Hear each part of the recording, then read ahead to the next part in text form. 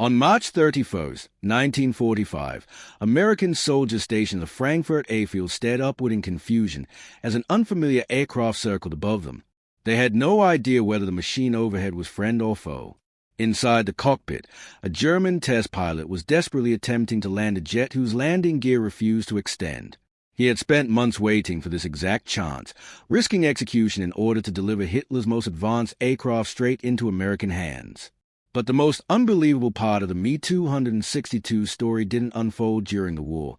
What happened afterward was even stranger. This is a tale of how a weapon built for the Third Reich became the ancestor of modern American air power. Because what if I told you that this groundbreaking jet continued to fly for another 6 years under a completely different flag, and that even today, in 2024, you can still watch one scream across the sky at air shows? This is the untold story of what became of the Me-262 after World War II. Let me set the stage. It's Good Friday, 1945. Hans Fay, a 57-year-old Messerschmitt test pilot with over 11,000 hours in the air, receives orders to ferry a newly built Me-262 away from the assembly line before Allied troops overrun the area. He is one of 22 pilots assigned to relocate these jets to safer ground. But Fay has a different agenda. For months, he has been waiting for the chance to defect. His dilemma? His elderly parents live in a small German town, and he knows the regime will have them executed the moment he betrays it. So he waits, sitting atop the world's most advanced aircraft, watching Germany crumble, unable to make a move. Then news reaches him. American forces have taken his parents' town. They are safe. His opportunity has arrived.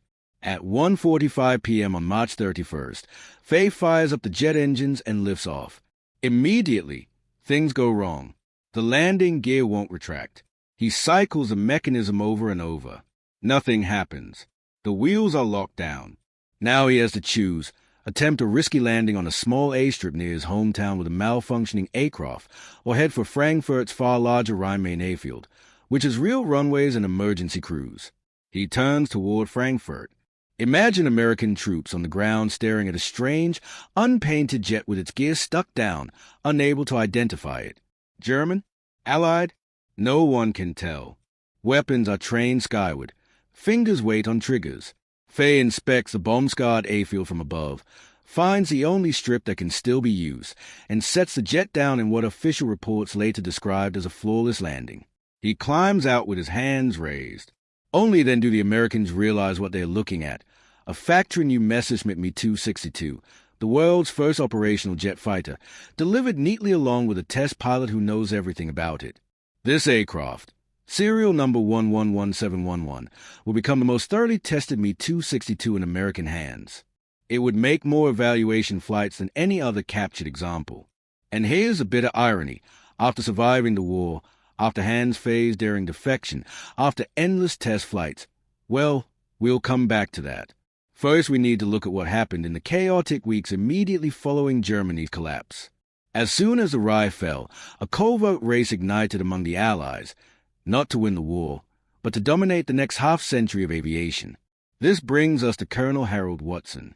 He looked like he had stepped straight out of a comic book: white silk scarf, polished brown leather jacket, carrying himself like he owned the clouds.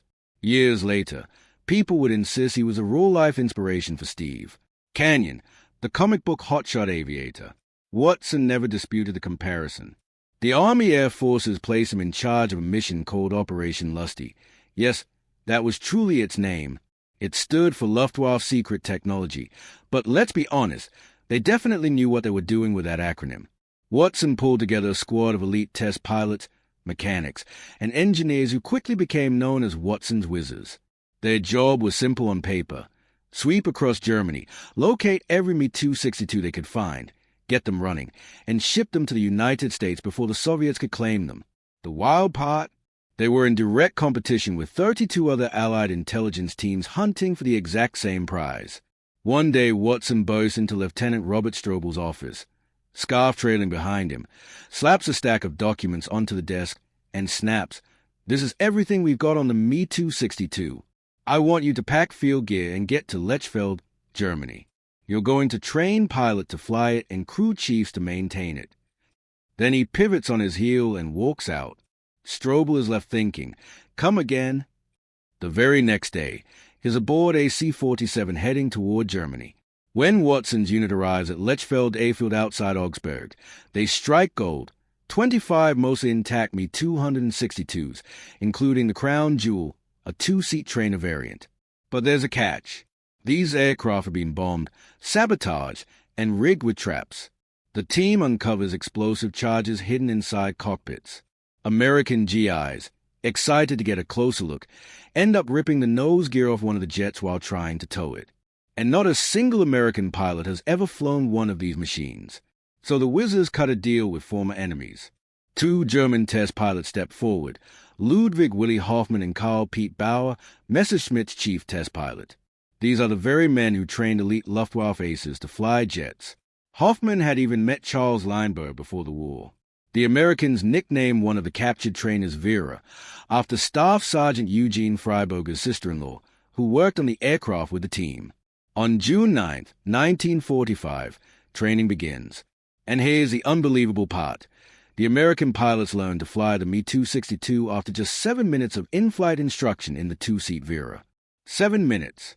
These are men used to flying P-47 Thunderbolts, big, rumbling prop-driven fighters, and now they're about to climb into a jet solo for the very first time. No pressure at all. The next morning, June 10th, 9 Me-262s line up for the ferry flight to France. 4 or 5 of the Americans.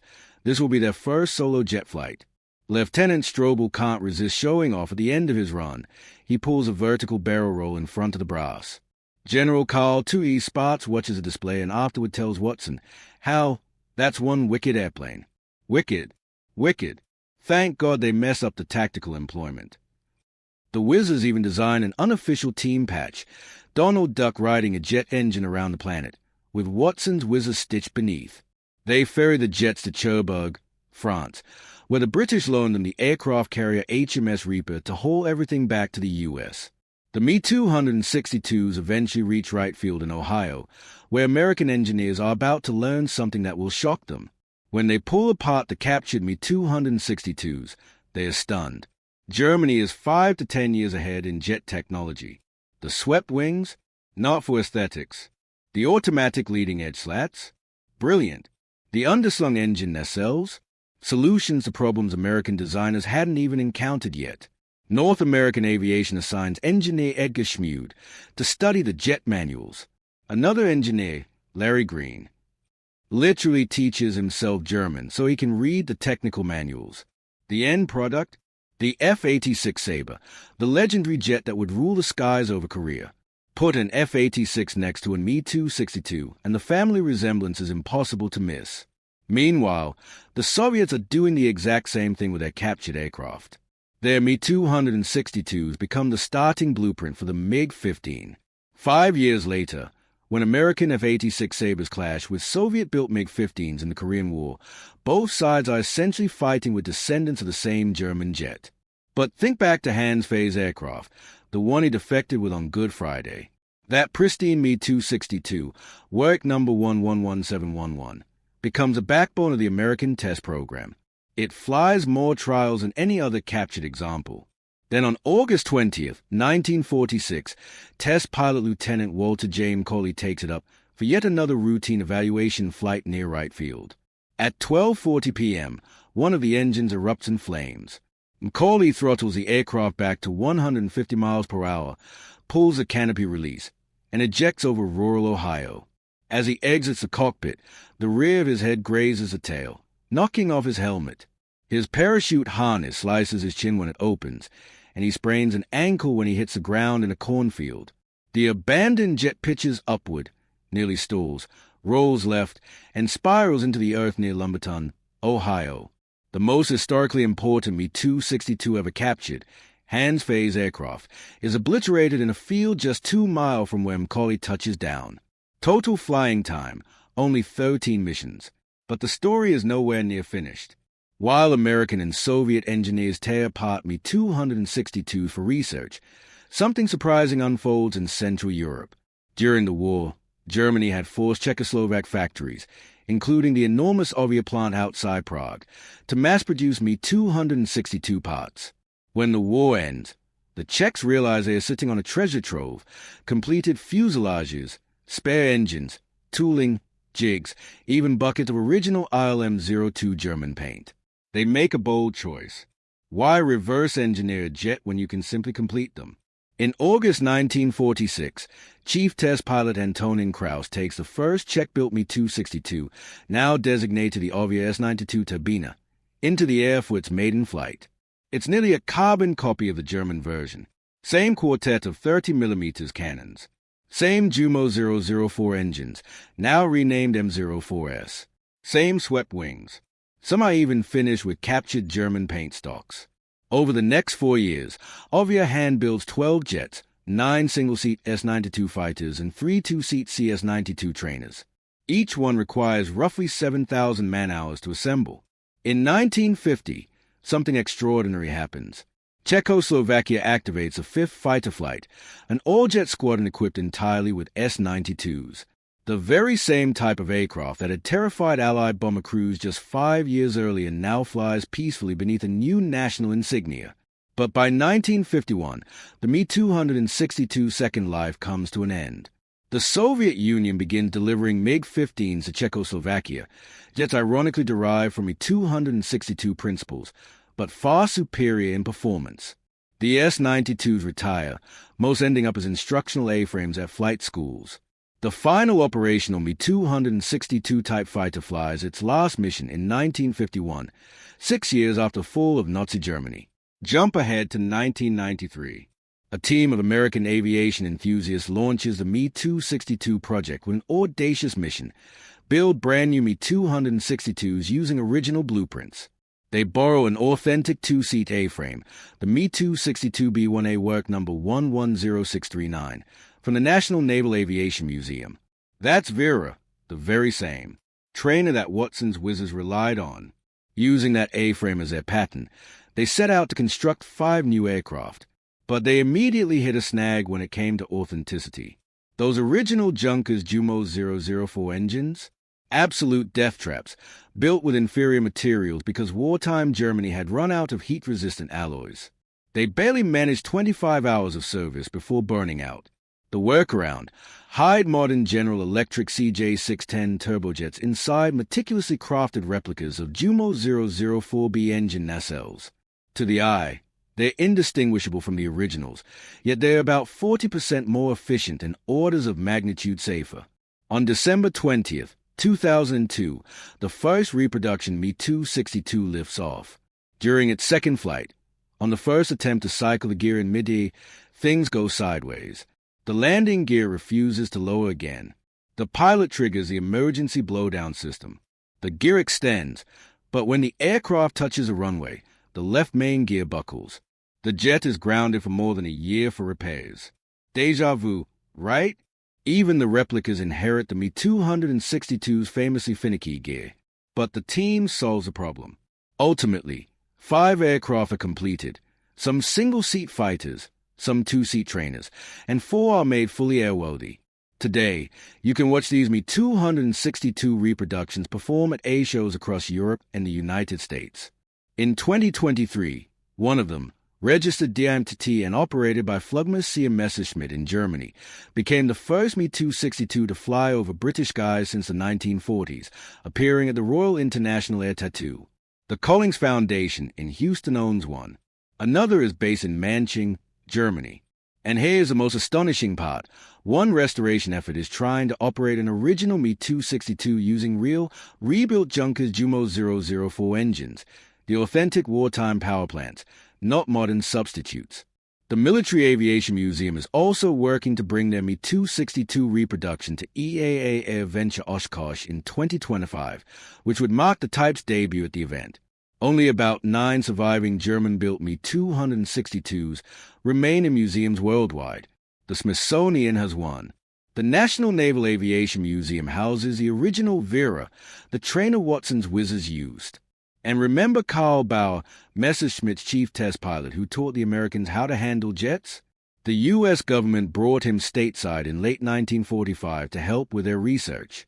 By December, he was reunited with his family in Germany, and in 1954 he resurfaced in Dallas as an engineer for transport aircraft, staying there until his death in 1963. The enemy became the instructor, and the instructor became American.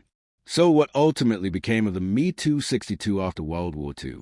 It turned into the hidden foundation of the jet age. Every major power that captured one studied it obsessively. The U.S. built the F-86 Sabre. The Soviet Union built the MiG-15. The British refined the Gloucester Meteor. The Czechoslovaks simply kept assembling them for another 6 years. Even Boeing's B-47 Stratojet drew on its swept-wing concepts. Look at any modern fighter: F-22 Raptor, F-35 Lightning II, Eurofighter Typhoon. Those sleek, swept wings trace straight back to the Me-262's DNA, echoing across 8 decades of aviation progress. The jet arrived too late to save Germany. Roughly 1,430 were produced, and Luftwaffe pilots claimed 542 Allied kills. But by the time it reached combat in July 1944, Germany's defeat was already sealed.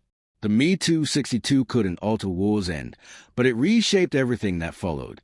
From Hans Fay's daring defection on Good Friday 1945, to Watson's Whizzers learning to fly jets in just 7 minutes, to Czechoslovakia hand-building them into the early 1950s, to modern reproductions streaking across air shows today, the Me-262 story proves that the most important victories aren't always won in battle.